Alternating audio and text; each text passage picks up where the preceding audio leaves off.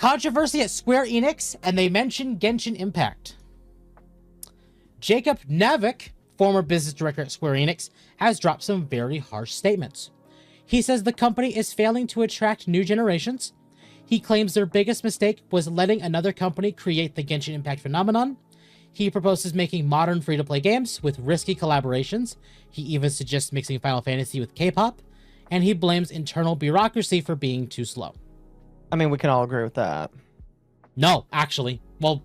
So, the internal bureaucracy being too slow, are we sure it's being slow because it's Square, or are we not entirely sure that it's being slow because Square is aware of what he has been doing? Yeah, I'm going to be completely honest. My favorite one here is, the biggest mistake is letting another company create the Genshin Impact phenomenon. I need you to stop, sir. That's not what Square was designed to do. In fact, actually, their biggest cash cow, which is Final Fantasy, was created because the company has said that that was their last game they were going to make. They were going fucking bankrupt, and it somehow became a hit. Yep. That is the reason why they still respect this series. Not to mention, most of what they do when it comes to, in fact, their biggest cash cow, which is Final Fantasy XIV, has an entirely separate team and separate person for their cash shop. The only reason why Yoshi P pretty much gets free reign to do whatever the hell he wants is because they have an entire separate person and team for the cash shop, and he doesn't even touch it. Yep. In fact, he actually stated that the woman who runs the cash shop scares him. Genuinely. Yeah, no, absolutely. I mean, the cash shop in 14 is just fine to me. It is, but still, it is one of the biggest things people will shell money out for. I have absolutely shelled money. I've spent like $60 on my sister alone just for mounts. Yeah, I spent $30 on mounts alone, and that doesn't count me buying digital deluxe edition upgrades. God, I bought physical, if we count man. You have no those, idea. it's been over $100, and that's a... If we're counting those, I've spent over $1,000. Yeah. So, no. And also, it wasn't even MiHoYo that created the Genshin Impact phenomenon. You know who it was? Nintendo.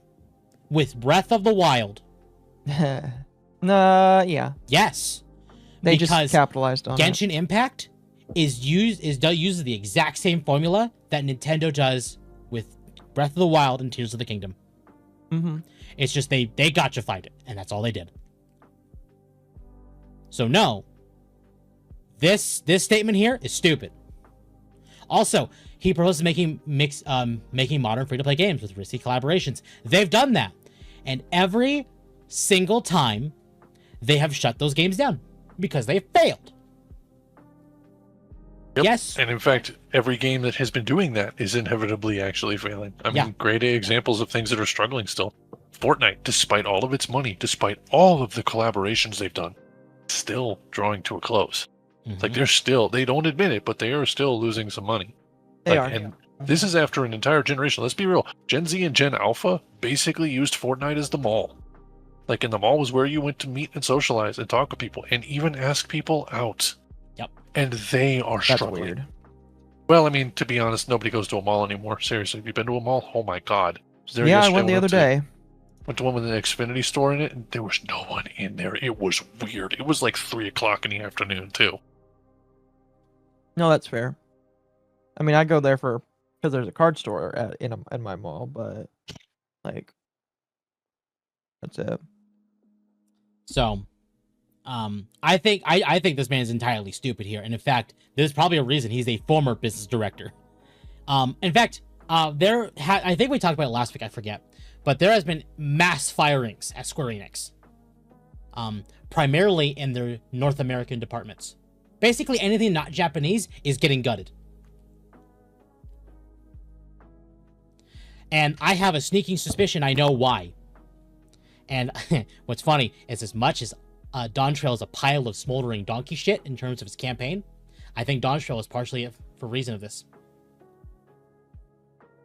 I mean, yeah, Dawntrail didn't do well. It got a lot of negative feedback. A lot of negative feedback, and it is an expansion for their cash cow. And guess what mostly marred it? At people outside of Japan. I'm not going to say that like they're getting rid of all non-Japanese employees, but they're probably trying to prioritize more Japanese employees than they are outside employees.